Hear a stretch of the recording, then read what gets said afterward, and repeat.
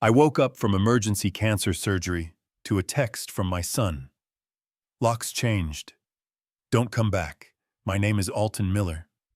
28 years of fatherhood ended with 8 words, while I was unconscious with tubes down my throat. Rodney was at the hardware store buying new deadbolts. His plan was simple: dump the dying custodian at a state nursing home and tell his wealthy girlfriend's family that Daddy was already dead. What Rodney didn't know was that the broke old man he was so ashamed of had been secretly donating $8,500 every month to the children's hospital where I cleaned floors. For 19 years, I'd been Chicago's biggest anonymous philanthropist. Rodney thought he was locking out a powerless cancer patient. Instead, he'd just declared war on someone who owned his house, funded his lifestyle, and controlled a $5.2 million trust fund.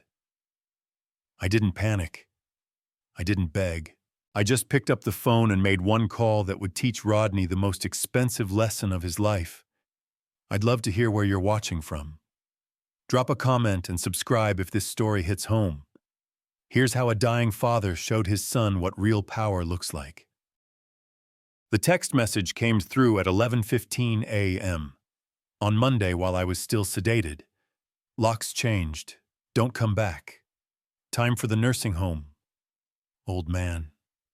28 years of fatherhood reduced to 14 words. Rodney had been planning this for months.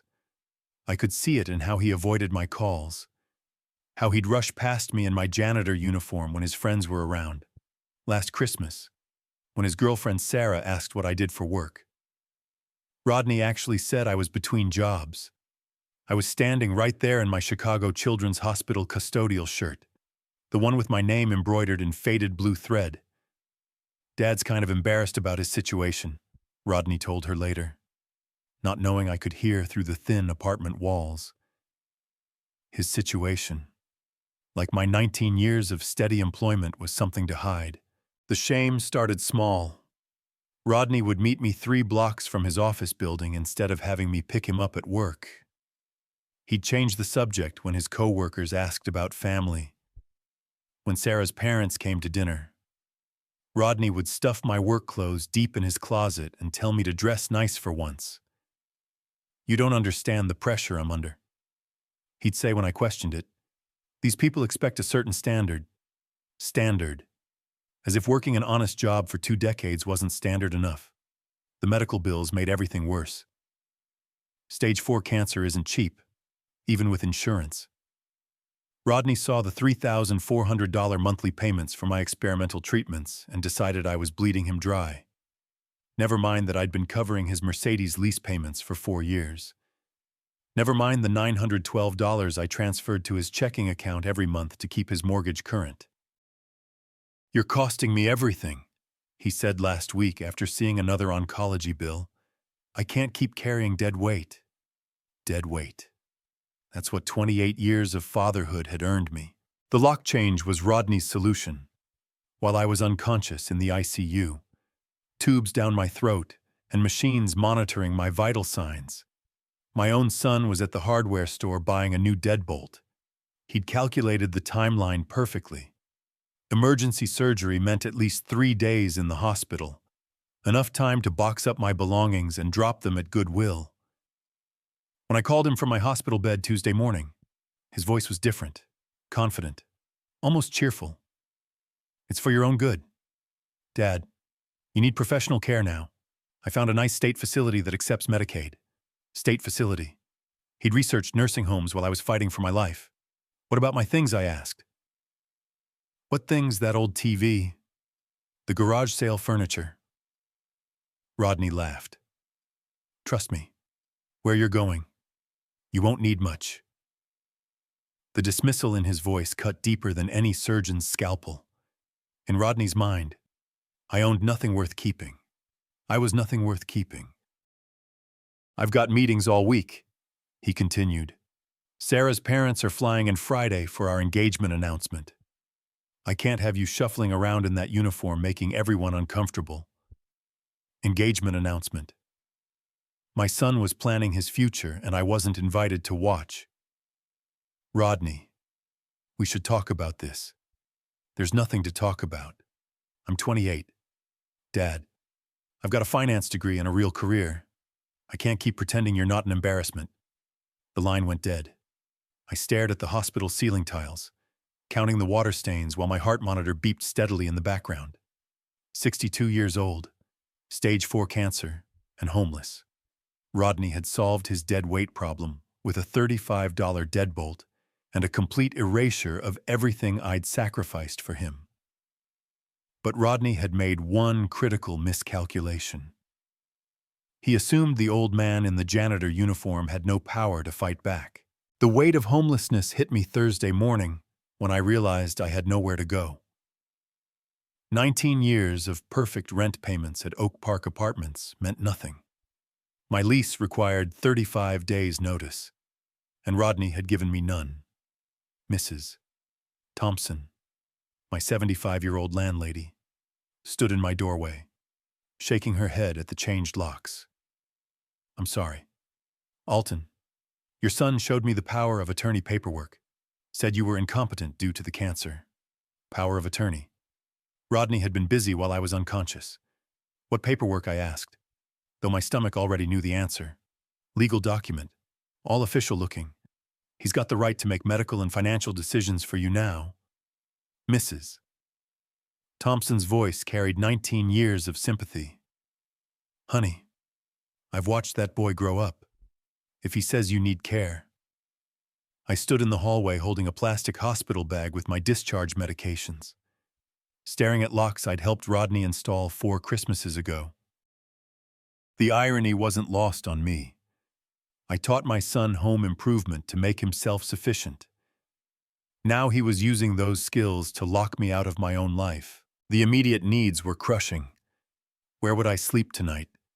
My cancer medications required refrigeration. $2,500 worth of drugs that would spoil without proper storage. The portable oxygen concentrator in my hospital bag had a 7-hour battery life. After that, I'd need electrical outlets and backup tanks. Rodney knew all of this. He'd driven me to enough oncology appointments to understand my medical requirements. The cruelty was calculated, precise. I called him from Mrs. Thompson's landline. You can't just leave me homeless. Rodney, I'm still recovering from surgery. You're not my responsibility anymore. His voice had the flat efficiency of someone reading from a script. The state facility has everything you need. Medical care, meals, activities. Like I was a child heading to summer camp. What about my personal things? 41 years of photos. Your mother's jewelry. The baseball cards we collected together.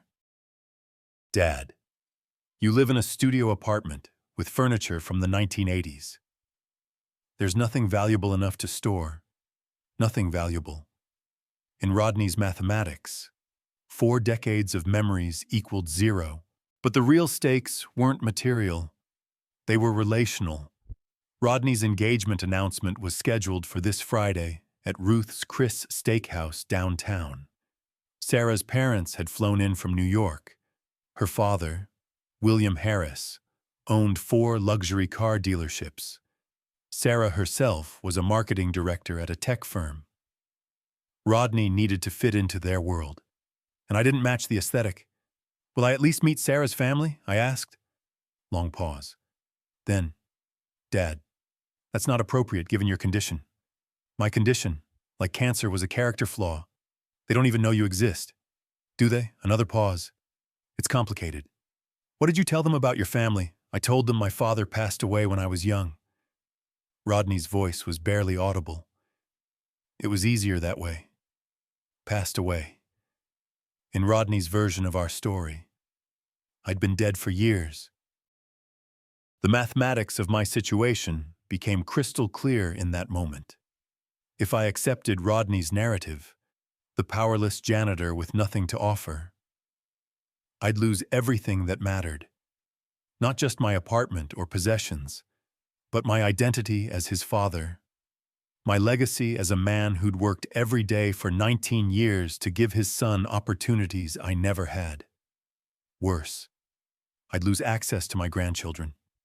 Rodney and Sarah were planning a family, kids who would grow up believing their grandfather was dead, never knowing the man who'd saved every dollar to build their father's foundation. The state facility Rodney had chosen was 52 miles away in Peoria. No visitors allowed during the 3-week adjustment period. By the time I was permitted phone calls, Rodney's engagement would be official. His new life launched without any trace of the embarrassing father who'd made it possible. I thought about the $290,000 down payment I'd made on Rodney's house in 2020. The money had come from Elizabeth's life insurance settlement, my wife's final gift to our son's future.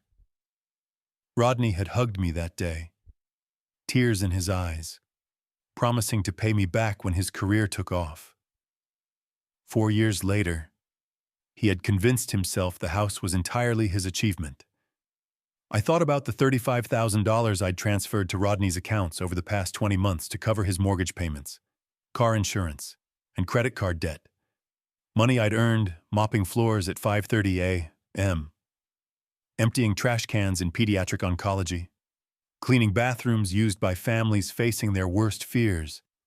Rodney saw those deposits as proof of my desperation, not my love. But Rodney's perception of powerlessness was about to meet reality because the dying janitor he'd locked out had resources Rodney couldn't imagine, and the time for quiet sacrifice was over.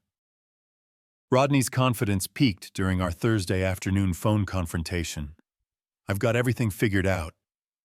Dad, the state facility has a bed available Monday. Transport will pick you up from the hospital. Transport medical van. They handle patients who can't drive themselves."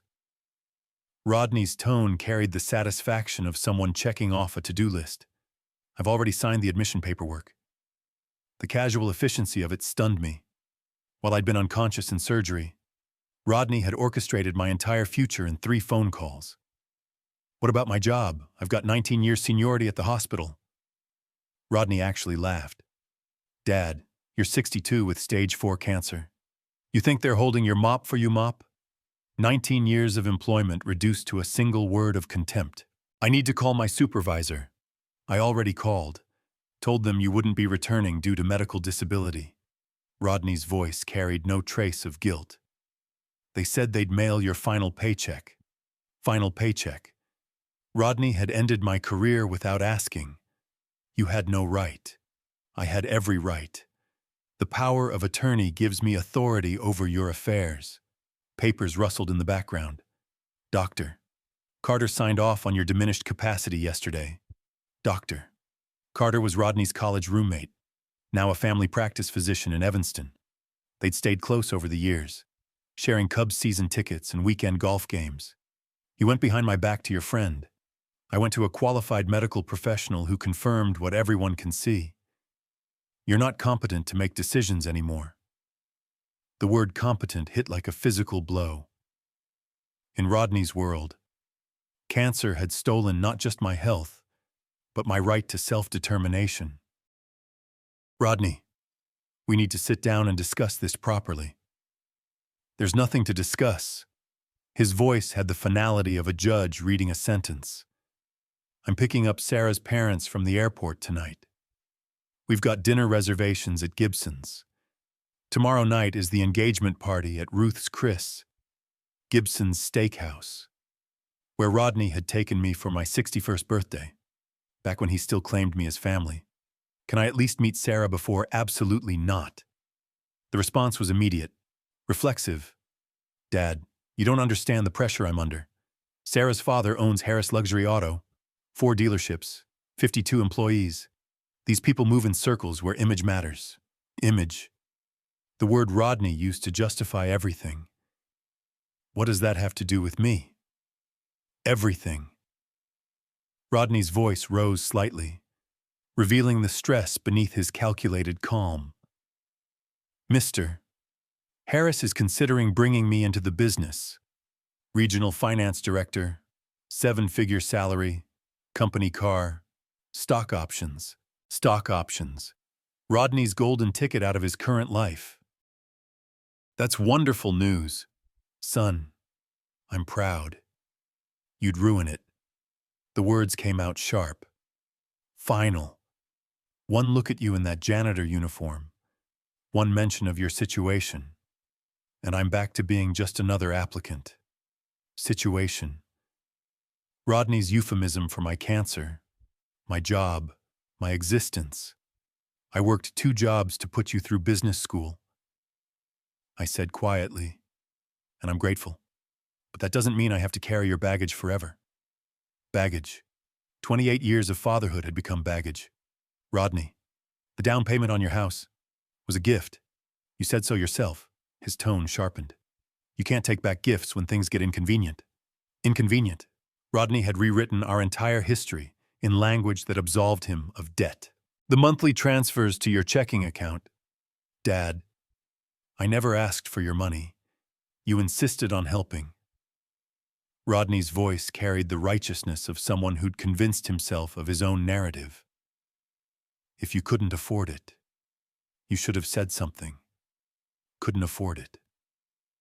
Rodney knew exactly how much my hospital janitor salary was.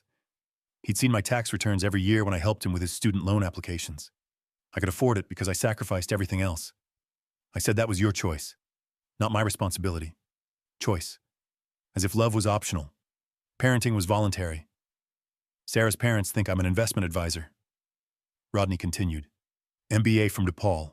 Track record in wealth management. They're impressed with my financial acumen. Financial acumen built entirely on money I'd transferred to his accounts. What happens when they want to meet your family? I told them my parents died in a car accident when I was in college. Tragic, but distant enough to avoid awkward questions. Dead parents. Rodney's solution to the embarrassment of my existence. You're ashamed of me. I'm protecting my future. Rodney's voice carried no apology. Dad, you work in a hospital. You see how this ends. The cancer will take you anyway. At least this way. I have a chance at a real life. Real life. Apparently, my presence prevented Rodney from achieving authenticity. Your mother would be heartbroken, I said. Long silence. Then don't bring Mom into this. She's gone. You're sick. I'm the only one left with a future worth protecting. Future worth protecting. Rodney had calculated the cost-benefit analysis of our relationship and found me wanting. The state facility is nice. Dad, cable TV, 3 meals a day, medical staff around the clock. You'll be comfortable. Comfortable. Rodney's word for the controlled environment where inconvenient fathers disappear. And if I refuse to go, then you'll be homeless with stage 4 cancer and no family support. Rodney's voice carried the cold logic of someone who'd thought through every scenario. The choice is yours. No choice at all. But Rodney had made one crucial error in his calculations. He'd assumed the janitor he was discarding had no other options. The first hint came Friday morning when I returned to the hospital for my post-surgery follow-up. Mr. Miller. Lisa Rodriguez at the registration desk nearly jumped out of her chair. We weren't expecting you for another hour. Lisa had checked me in for appointments hundreds of times over the past 19 years. Usually. She'd barely look up from her computer screen. Today, she was standing, smiling, treating me like arriving royalty. I can take you straight up to Dr. Carter's office, she said, already reaching for her phone. Should I call ahead to let them know you're here? Call ahead. In 19 years of appointments, no one had ever offered to call ahead for a janitor. That's okay. Lisa, I'll wait like everyone else. Nonsense. She was already dialing. Doctor. Rodriguez specifically asked to be notified the moment you arrived. Doctor. Rodriguez. Not my attending physician. But the hospital administrator. Why would the administrator care about a custodial employee's follow-up appointment? The elevator ride to the 3rd floor felt different. 2 nurses who'd barely acknowledged me during my years of night shifts suddenly knew my name. Alton. How are you feeling? Maria Gonzalez from Pediatric Oncology squeezed my arm gently. We've all been so worried. Worried about the janitor. Doctor, Rodriguez wants to see you after your appointment, added Emily Lee from radiology. Something about finalizing the paperwork. Paperwork. Another puzzle piece that didn't fit Rodney's narrative of my powerlessness. Doctor. Carter's examination was routine. Blood pressure, surgical site inspection, medication review. But his demeanor was oddly deferential, almost nervous. Everything looks good. Alton. Healing nicely. He avoided eye contact while reviewing my chart. I understand you're transitioning to a new living situation. Transitioning. Rodney had coached him on the euphemisms. My son thinks I need assisted living, I said carefully. Yes, Rodney mentioned that. He seemed very concerned about your welfare. Doctor. Carter's voice carried an odd strain. Of course. These decisions are ultimately yours to make. No one can force medical choices on a competent adult. Competent adult. Interesting choice of words from the physician who'd supposedly declared me incompetent for Rodney's power of attorney. No. Doctor. Carter. About that paperwork Rodney mentioned. What paperwork? His response was too quick. Too defensive. The competency evaluation. The power of attorney documentation. Doctor. Carter's face went pale. Alton. I never signed any power of attorney paperwork. Rodney asked me about your prognosis, and I told him you were recovering well. That's all. No power of attorney. Rodney had been lying. Before I could process this revelation fully, Doctor. Carter's office phone buzzed. Doctor. Rodriguez is ready for Mr. Miller, came the voice from the speaker. Doctor. Rodriguez's office was on the executive floor, somewhere I'd only been to empty wastebaskets after hours. Today I was walking through the front door in daylight, escorted by Dr. Carter himself. Alton. Doctor. Elena Rodriguez stood up from behind a mahogany desk that cost more than my annual salary. Thank you so much for coming up. Please sit wherever you're comfortable. The office was impressive. Floor-to-ceiling windows overlooking downtown Chicago. Diplomas from Harvard Medical School and Johns Hopkins.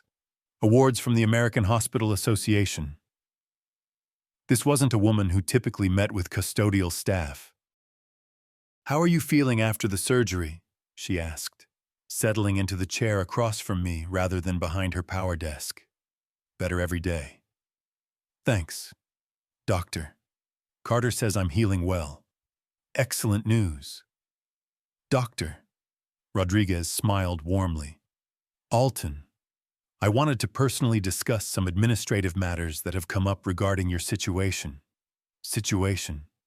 Everyone seemed to know about my housing crisis. Doctor. Rodriguez. I'm not sure what Rodney told you. This isn't about Rodney. Her tone was gentle but firm. This is about hospital business that requires your direct input. Hospital business. What business could a hospital administrator have with a janitor facing eviction? Doctor. Rodriguez opened a thick manila folder on the coffee table between us. The tab read, Miller Alton. Donor relations. Donor relations. Alton. There are some documents that need your signature. Legal formalities that have been postponed too long. She spread 3 sets of papers across the table. Legal letterhead. Multiple signature lines. Official seals. I don't understand, I said, though my chest was already tightening with recognition. The quarterly distributions require updated beneficiary information. Doctor, Rodriguez explained. And there's the matter of the new wing dedication. The board would like to finalize the plaque design before the ceremony. Quarterly distributions. Plaque design. Words that belonged in a different conversation with a different person. Dr. Rodriguez, I think there's been some confusion. No confusion. Alton. She leaned forward, her voice carrying 19 years of accumulated respect. You've been incredibly modest about your contributions, but the board unanimously agreed. It's time for proper recognition. My phone buzzed. Rodney's name on the caller ID. I should take this, I said, my voice barely steady. Of course. I'll step out and give you privacy. Doctor. Rodriguez left me alone in her office with 3 sets of legal documents, and the growing realization that Rodney's assumptions about my powerlessness might be fatally flawed. Dad, where are you? Rodney's voice was tense. You missed your transport to the state facility. I'm at the hospital. Follow-up appointment. The facility is expecting you by noon. I've already paid the deposit. Deposit. Rodney was treating my institutionalization like a hotel reservation. Rodney, we need to talk about the power of attorney paperwork. Silence. Then what about it, doctor? Carter says he never signed any competency declaration. Longer silence. Dad, you're confused. The cancer medication affects your memory. Memory. Rodney's explanation for everything that contradicted his narrative. I'm looking at legal documents right now that suggest my memory is fine. What documents, Dad? You're scaring me. Are you having delusions? Rodney's escalation when confusion didn't work. I'm in Dr. Rodriguez's office, I said quietly. The silence stretched so long, I thought the call had dropped. Why would the hospital administrator want to see you? Rodney's voice had lost its confident edge. That's an interesting question, I said. Why don't you tell me what you think, Dad? You're not making sense. You're a janitor. Administrators don't meet with custodial staff. Janitor. Rodney's anchor point. His fundamental assumption about my place in the world's hierarchy. You're right, I said. Administrators don't typically meet with custodial staff. Exactly, so, obviously, there's been some mix-up unless the custodial staff member has other relationships with the institution. Dead silence. Rodney, what exactly do you know about my finances? You make $34,000 a year mopping floors. You live in a studio apartment. You drive a 16-year-old Toyota. Rodney's voice was becoming shrill. Dad, you're poor. That's why I'm trying to help you. Poor. Rodney's core belief. The foundation of every decision he'd made. I'll call you back. I said, Dad, don't do anything crazy. You're sick. You're not thinking clearly. Sick. Not thinking clearly. Rodney's final defensive positions. But as I hung up and looked at the legal documents spread across Dr. Rodriguez's coffee table, one thing was becoming crystal clear. Rodney's understanding of our family's financial reality was about to undergo a dramatic revision. Rodney's masterpiece of humiliation came Friday evening at Gibson's restaurant, where his co-workers held their weekly happy hour. I discovered the location by calling Rodney's office and asking his assistant where the team usually gathered on Fridays. Research for a surprise. I told her. She'd been delighted to help. I arrived at 6:30 p.m. in my custodial uniform, fresh from my evening shift at the hospital. 19 years of wearing that navy blue shirt with Alton embroidered on the pocket had made it invisible to me. But to Rodney's finance team, it might as well have been a neon sign advertising failure. Rodney spotted me through the restaurant window before I'd even reached the door. I watched his face cycle through confusion, horror, and finally panicked damage control. Dad. He intercepted me in the entryway, voice artificially bright. What a surprise. What are you doing here? I wanted to meet your co-workers. I said simply. And your fiancée, Sarah Harris, sat at a high-top table with 6 other young professionals, all in their late 20s, all dressed in business casual that cost more than my monthly salary. She was prettier than her photos, with blonde hair and the kind of confident smile that came from growing up wealthy. Rodney. Who's this? Asked a man in a tailored suit, eyes already calculating my economic status based on my uniform. This is my... Rodney hesitated just long enough for everyone to notice. This is Alton. Alton, not my father. Just Alton. Nice to meet you. Alton, Sarah said, standing to shake my hand. Are you one of Rodney's clients' client? Sarah couldn't conceive of Rodney having personal relationships with people who looked like me. I'm Rodney's father, I said, enjoying the ripple of surprise around the table. Sarah's smile faltered slightly. Oh, Rodney never mentioned. I mean, we thought I was dead. I finished gently. Rodney told you his father passed away in college. The table went silent. 6 pairs of eyes shifted between Rodney and me, calculating the implications of this revelation. Dad, you're not well, Rodney said, his voice tight with barely controlled panic. The cancer medication affects your thinking. Cancer medication. Rodney's public explanation for my inconvenient existence. I'm thinking very clearly, I said, pulling out the chair next to Sarah. Mind if I join you? Rodney's face had gone pale, but he couldn't object without creating a bigger scene. So, Alton, said the man in the tailored suit. What do you do for work? Rodney jumped in before I could answer. Dad's retired. Medical disability. Retired medical disability. Rodney's sanitized version of my employment status. Actually, I said, I work at Chicago Children's Hospital. Custodial services. Janitor. The word hung in the air like toxic gas. Sarah's smile became frozen. Professional. That's nice. Very important work. Very important work. The kind of thing wealthy people said when they encountered the service class. 19 years this month, I said proudly. This started when Rodney was 10. Single father needed steady income with good benefits. Single father. More information than Rodney wanted shared. Dad Rodney's voice carried a warning. Where's Rodney's mother? Asked the woman across the table, apparently fascinated by this glimpse into Rodney's hidden background. Elizabeth died when Rodney was 9. I said, breast cancer. Her life insurance helped pay for Rodney's education. Life insurance. The money Rodney had convinced himself was his birthright. I'm so sorry, Sarah said, though her eyes were on Rodney. Recalculating everything she thought she knew about her fiancé's origins, Elizabeth would have loved to see Rodney's success. I continued. MBA from DePaul. Finance career. Beautiful fiancé from a prominent family. Prominent family. I'd done my research on the Harrises.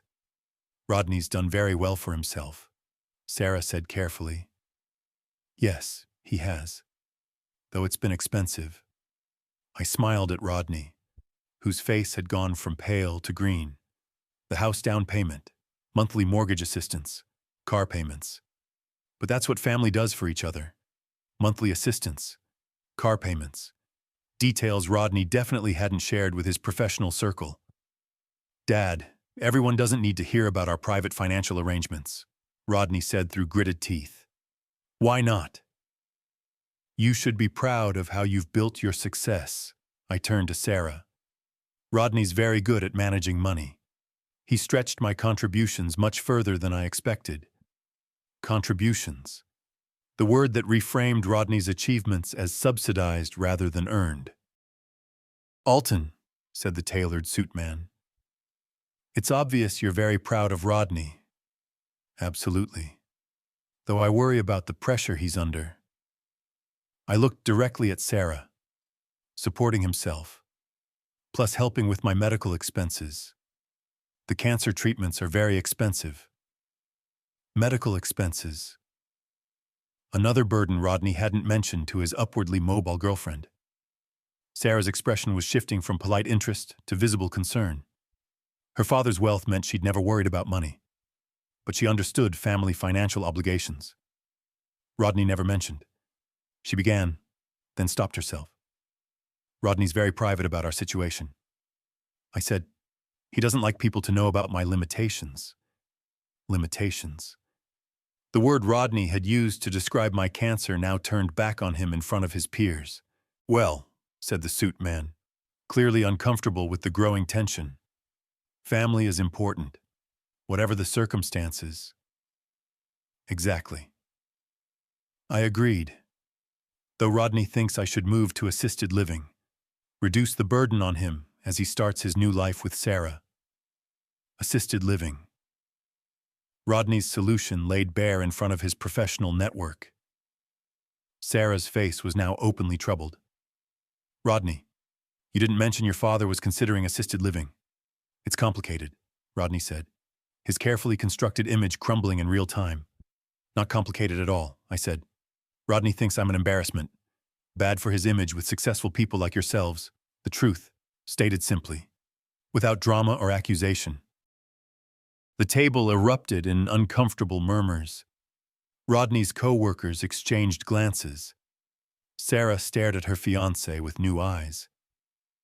I should go, I said, standing up. Rodney has important people to impress, and I don't want to interfere with his networking. As I walked toward the door, I heard Sarah's voice behind me. Rodney, we need to talk. We need to talk. 4 words that meant Rodney's carefully orchestrated evening was about to become a very different kind of conversation. But Sarah had no idea how much deeper the revelations were about to go. The phone call came at 9:35 a.m. Saturday morning while Rodney was having breakfast with Sarah's parents at the Hilton Hotel. I know because Sarah called me first. Mr. Miller, this is Sarah Harris. I got your number from Rodney's phone. Her voice was strained, confused. I'm sorry to bother you, but something very strange just happened. Strange indeed. What can I help you with? Sarah, I was showing my parents around downtown Chicago this morning. We stopped by the Children's Hospital because my mother volunteers at Children's Hospital of Philadelphia, and she wanted to see the facilities here. The Children's Hospital, of course. The tour guide mentioned something about a major donor named Miller. And when I said that was my fiancé's last name, she got very excited. She said the Miller family had been the hospital's most generous supporters for over 19 years. 19 years. The timeline Sarah was beginning to piece together. She showed us the Miller family wing in pediatric oncology. There's a plaque by the entrance with a dedication to Elizabeth Miller. And below that, it says in honor of her husband Alton and son Rodney, whose continued support makes miracles possible every day. The plaque Rodney had never seen because he'd never visited the hospital during my work hours. Mr. Miller. The tour guide said the Miller Family Foundation had donated over $2.5 million. When I told her Rodney worked in finance but had never mentioned any foundation, she looked confused and said she'd have to check with Dr. Rodriguez. Dr. Rodriguez, who would have very interesting things to tell Sarah about the Miller family's relationship with the hospital. Sarah, where are you now in Dr. Rodriguez's office? She wants to speak with you. Sarah's voice was barely above a whisper. Mr. Miller, Rodney told us you were poor. He said you worked as a janitor and could barely afford your medical bills. Poor. Rodney's fundamental misunderstanding of our family's financial reality. Can you put Dr. Rodriguez on the phone? Alton. Doctor. Rodriguez's voice was warm, professional. I've been explaining to Miss Harris about the Miller family's long relationship with the hospital. She seemed surprised by some of the information. Surprised. A diplomatic way of saying Rodney's fiancée was discovering her boyfriend had been lying about everything. Dr. Rodriguez, is this a good time to discuss the quarterly distribution paperwork we reviewed yesterday? Absolutely. Ms. Harris has expressed interest in understanding the scope of your family's philanthropy. Philanthropy, a word Rodney had never associated with our family. The current endowment stands at approximately $2.6 million in total contributions over 19 years. Dr. Rodriguez continued, her voice carrying the authority of official records, with the additional $5.2 million trust fund designation. The Miller Family Foundation will be the hospital's largest single benefactor. $5.2 million trust fund. Sarah's sharp intake of breath was audible through the phone. Dr. Rodriguez, can you explain the trust fund structure to Miss Harris? I think she's confused about our family's financial situation. Of course. The trust was established in 1999 following Elizabeth Miller's death, funded by her life insurance settlement. The principal has grown through conservative investments over the past 26 years. Alton has been using only the quarterly distributions for his charitable giving, leaving the principal untouched. Quarterly distributions. The money Rodney thought came from my janitor's salary. The trust generates approximately $19,000 per month in investment income. Dr. Rodriguez continued. Alton has been donating $10,000 monthly to the children's cancer ward and using the remainder for living expenses and family support. Family support. Rodney's monthly mortgage assistance explained in the starkest possible terms. Sarah, I said gently, I think you should know that Rodney's house was purchased with trust fund money. The down payment, the ongoing mortgage assistance, his car payments, all funded through Elizabeth's life insurance settlement. Silence. Then Sarah's voice, very small. Rodney said he'd saved for the down payment himself. Rodney doesn't know about the trust fund. I said, I wanted to surprise him on his 31st birthday. I've been planning to transfer half the principal to him as his inheritance. Half the principal, $2.6 million. Money Rodney didn't know existed. Dr. Rodriguez, Sarah said, her voice growing stronger. Can you tell me about the property transfers Rodney mentioned? He said his father was losing his apartment. Property transfers, doctor. Rodriguez sounded confused. Alton owns his apartment building. He bought it in 2020 as an investment property. He's actually Rodney's landlord, though I don't think Rodney realizes it. Landlord. The revelation that would reframe everything Rodney thought he knew about our relationship. I don't understand, Sarah said weakly. Alton purchased the property through a limited liability company. Dr. Rodriguez explained. Standard practice for real estate investments. Rodney's been paying rent to his father without knowing it. Paying rent to his father. The ultimate irony in Rodney's narrative of my dependence. Dr. Rodriguez, can you put Sarah back on the phone, I asked. Mr. Miller. Sarah's voice was shaking now. Rodney told my parents you were dying, poor, and desperate. He said he was being forced to put you in a nursing home because you couldn't care for yourself. Dying, poor, and desperate. Rodney's version of my story told to justify his behavior to Sarah's wealthy family. Sarah, I am dying. The cancer is stage 4 and the prognosis isn't optimistic. But I'm not poor and I'm certainly not desperate. Then why she started, then stopped? Why what? Why do you work as a janitor? Why live in a small apartment? Why let Rodney believe you need his help? The questions that cut to the heart of everything. Because I wanted Rodney to develop independence and work ethic. Elizabeth and I decided when he was young that he should earn his success, not inherit it. The trust fund was meant to be his safety net, not his foundation. Safety net, not foundation. The distinction Rodney had never learned.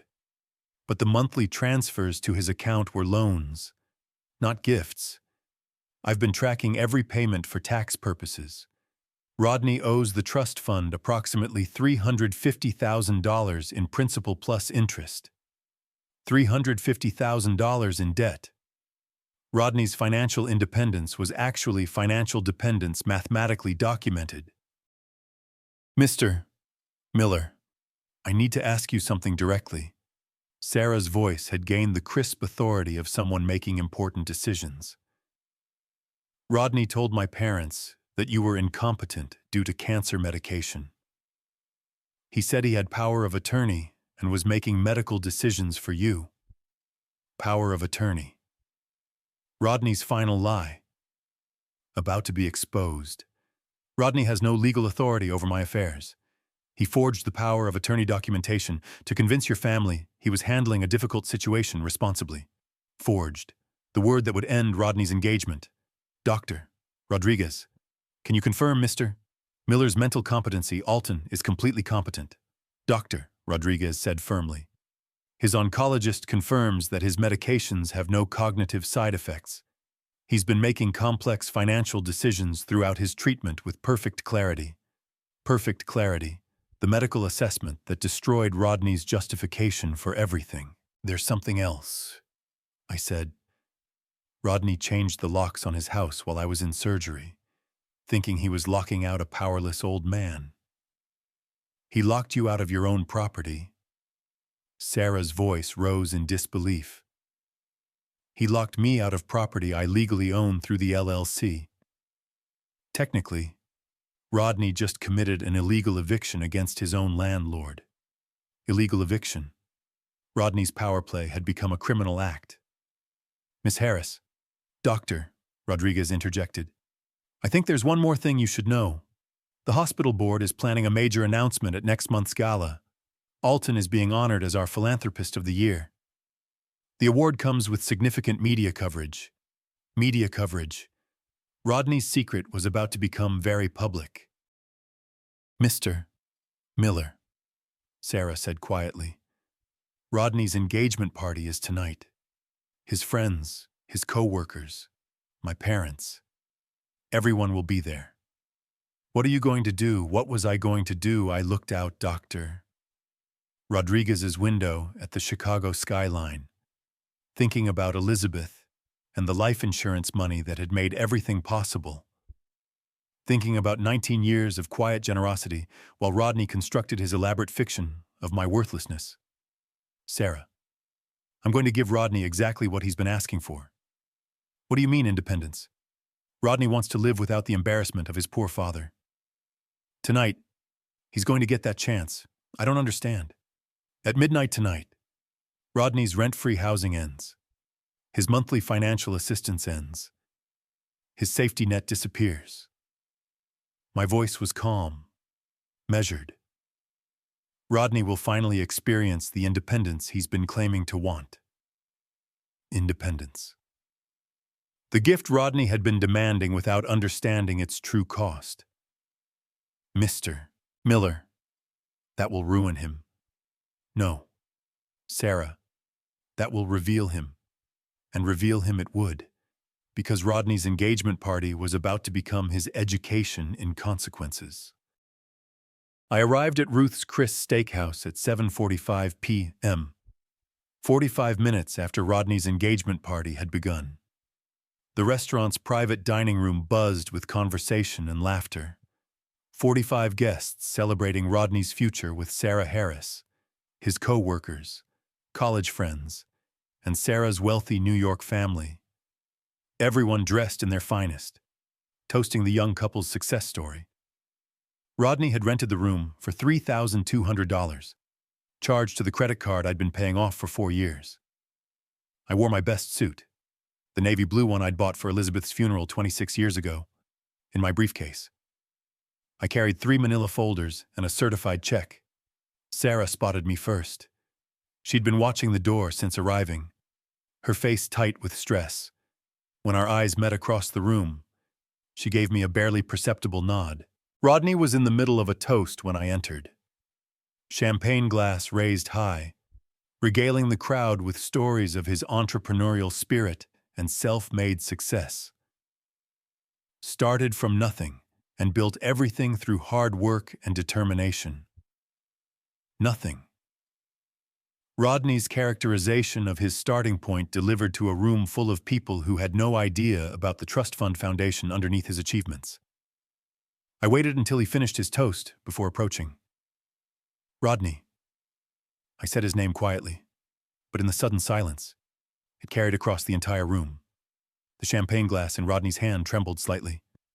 Dad, what are you doing here? I came to give you your independence. I opened my briefcase and removed the first manila folder. The thing you've been asking for. Rodney's eyes darted nervously around the room. His co-workers, Sarah's parents, everyone watching our interaction with curious attention. Dad, you're not well. You shouldn't be here. Not well. Rodney's public explanation for my inconvenient presence. Actually, I'm feeling very clear-headed tonight. I handed him the first document. This is 35 days' notice of lease termination for your house. Lease termination. The words that turned Rodney's foundational assumption upside down.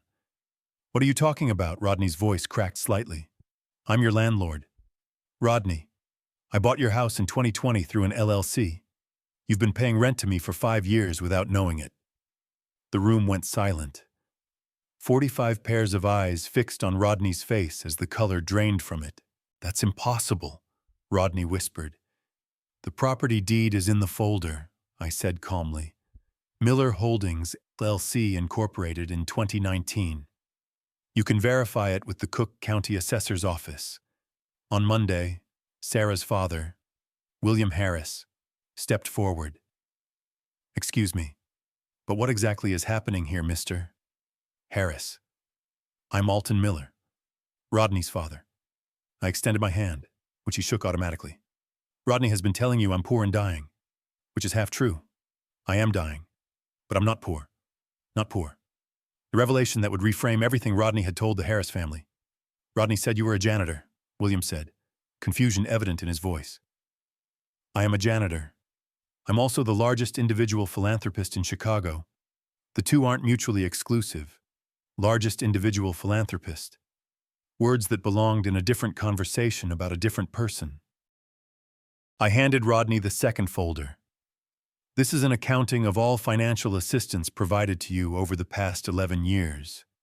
$350,000 in principal plus 5% annual interest compounded quarterly. $350,000. The number that transformed Rodney's independence into documented dependence." "Principal and interest?" Sarah's mother asked, her accounting background evident in the sharpness of the question. "Rodney has been receiving monthly loans, not gifts," I explained. "The money came from his mother's life insurance trust fund. I've been tracking every payment for tax purposes. Life insurance trust fund. Elizabeth's legacy revealed at last." Rodney opened the folder with shaking hands. Bank statements, transfer records, a spreadsheet detailing every payment with dates and amounts. "The trust fund currently holds $5.2 million in principal." I continued. "Rodney was set to inherit half on his 31st birthday next month. $5.2 million. The inheritance Rodney never knew existed, spoken aloud in front of everyone who mattered to his future, was set to inherit." William Harris's business instincts had caught the past tense. "Rodney forged power of attorney documents to have me declared incompetent. I said he changed the locks on his house while I was in cancer surgery, planning to commit me to a state facility against my will. Forged documents.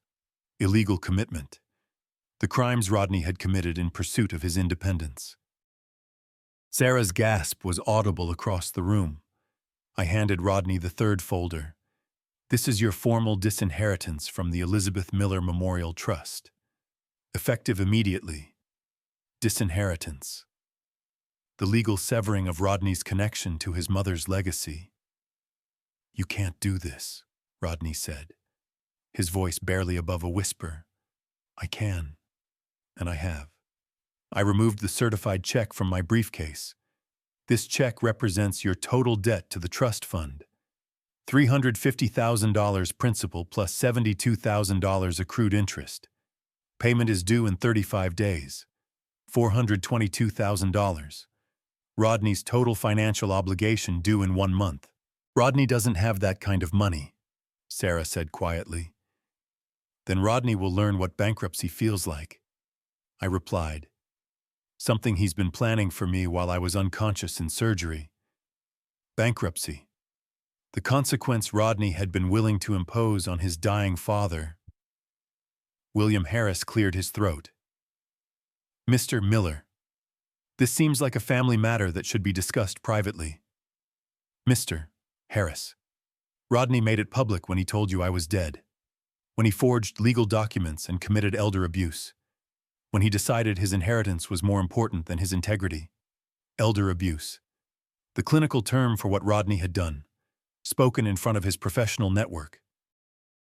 Rodney's legs gave out. He sank into the nearest chair, the 3 folders scattered across the table in front of him. "The house locks will be changed Monday morning," I said. "New lease applications are available through the property management company." New lease applications. Rodney would be applying to rent his own house from his father. "Dad, please," Rodney whispered. I can explain. No explanation necessary, I said. You got exactly what you wanted. Independence. I turned to address the room. Rodney will no longer be encumbered by his embarrassing father or his family's financial support. He's free to build his success entirely through his own efforts. Own efforts, the test Rodney had been claiming to want. As I walked towards the door, the room remained silent, except for the sound of Rodney's quiet sobbing. Independence, it turned out, was much more expensive than Rodney had calculated. The ripple effects began Monday morning at 8:32 a.m. when Rodney's landlord called. Mr. Miller, this is Karen Wilson from Lakeside Property Management. We need to discuss your lease renewal application. Lease renewal application. Rodney was about to discover the true cost of market-rate housing in Chicago. The monthly rent for 1250 Elm Street will be $3,100 plus security deposit and first month's rent up front. That's $6,200 due by Friday to avoid eviction proceedings. $6,200. More than Rodney's monthly take-home pay from his finance job. By Tuesday, Rodney's credit card company had called 4 times. Without my monthly $912 transfers, Rodney's minimum payments were bouncing. His credit score, built on the foundation of my financial support, was about to collapse. Wednesday brought the Mercedes dealership notice. Lease payment 95 days past due. Vehicle repossession scheduled for Friday morning unless $1,842 was paid immediately. Rodney's carefully constructed life was unraveling in real time. The worst call came Thursday from Sarah. Rodney, we need to talk. Her voice was cold, distant. My parents flew back to New York this morning. Sarah, I can explain everything. You lied to my family about your father being dead. You committed fraud with power of attorney documents. You locked a cancer patient out of his own house. Sarah's voice carried the finality of someone who'd already made their decision. My father checked your story with his attorney. What you did qualifies as elder abuse. Elder abuse. The legal term that would follow Rodney for the rest of his career. You don't understand the pressure I was under. I understand that you're not the person I thought I was marrying. Sarah's engagement ring would be returned by courier that afternoon. Rodney, you're facing a $422,000 debt to your father's trust fund. Even if you liquidate everything, you'll still be bankrupt. Bankrupt. The financial reality Rodney had spent 4 days trying to avoid acknowledging. Friday morning brought the final humiliation. Rodney's supervisor at Lakeside Financial called him into the office. Rodney, we've received some concerning information about your personal conduct. Robert Jenkins, not my doctor friend, but Rodney's boss, looked uncomfortable behind his desk. Specifically regarding allegations of financial fraud and elder abuse. Financial fraud. The charges that would end Rodney's finance career permanently. Our clients trust us with their family wealth, Jenkins continued. We can't employ someone facing potential criminal charges for financial misconduct against his own family. Rodney's termination was effective immediately. Security escorted him from the building with his personal items in a cardboard box. By Monday of the following week, Rodney was living in his Mercedes in the parking lot of a 24-hour fitness center, using their showers and Wi-Fi to search for jobs. The local news story broke Tuesday morning. Chicago man accused of elder abuse against philanthropist father. Channel 7's investigation had discovered the full scope of my charitable giving and Rodney's attempts to have me institutionalized. The reporter interviewed Dr. Rodriguez, who confirmed that Rodney had locked out one of Chicago's most generous benefactors while he was recovering from cancer surgery. Rodney's photo appeared on the evening news. Local businesses recognized him as the young man who'd been arrested for trespassing at his former house when he'd tried to retrieve his belongings. The story went viral on social media by Wednesday. Rodney's LinkedIn profile flooded with comments from former colleagues expressing shock and disgust. Sarah's father called his connections at other financial firms. Rodney's name was quietly added to industry blacklists. His finance career was over before he understood what was happening. Thursday brought Rodney's first bankruptcy consultation. The attorney was blunt. You owe $422,000 to a trust fund with ironclad documentation. Your assets total maybe $9,000. Chapter 7. Bankruptcy will eliminate most debts, but family loans are typically excluded. Family loans typically excluded. Rodney would carry the debt to his father's trust fund, even through bankruptcy. The attorney continued. The elder abuse allegations make you unemployable in finance, with your credit destroyed and no employment history outside financial services. You're looking at minimum wage work for the foreseeable future. Minimum wage work. Rodney's new reality. A universe away from the seven-figure salary he'd been expecting from Sarah's father. By Friday, Rodney was working the afternoon shift at a 7-Eleven convenience store for $13 per hour. His co-workers were teenagers and college dropouts. His manager was 24 years old. The same people Rodney had looked down on for their lack of ambition were now his peers. Rodney's fall from rising finance professional to bankrupt convenience store clerk had taken exactly 3 weeks. The independence he demanded had cost him everything. His career, his fiancée, his home, his reputation, and his future. But the most expensive loss was the relationship with his father he'd traded away for the illusion of superior status. That relationship, unlike his career prospects, could never be rebuilt. Rodney had finally achieved complete independence from the embarrassing father who'd been secretly funding his life. The price, as it turned out, was everything he'd thought that life was worth. 4 months later, Rodney called. Dad, I made a mistake. I was sitting in Dr. Rodriguez's office reviewing plans for the new pediatric research wing that would bear Elizabeth's name. Through the window, I could see Rodney's old Mercedes in the hospital parking lot. He'd been waiting there for 3 hours. Yes, you did, I said simply. I'm sorry. I was wrong about everything. His voice carried the exhaustion of someone who'd learned the true cost of pride. I lost my job, my fiancée, my house. I'm living in my car. Living in his car. The consequence Rodney had been willing to impose on his dying father. I know. Can we try again? I'll pay you back. I'll do whatever it takes. Whatever it takes. Rodney's final negotiation attempt. Rodney, I'm dying. Stage 4 cancer doesn't offer second chances. I kept my voice gentle but firm. But you're 28. You have time to build a life based on honesty instead of shame. Honesty instead of shame. The choice Rodney would have to make alone. The convenience store job is a start. Real work. Honest pay. Your mother would be proud of you earning your own way. Real work. Honest pay. The values Elizabeth and I had tried to teach him. Dad, I love you. I love you too. Rodney. But love without respect isn't enough anymore. I hung up and returned to the hospital plans. Rodney's education and consequences was complete. If you like this story, please like this video, subscribe to the channel, and share your impressions of this story in the comments. To listen to the next story, click on the box on the left. Thank you for watching.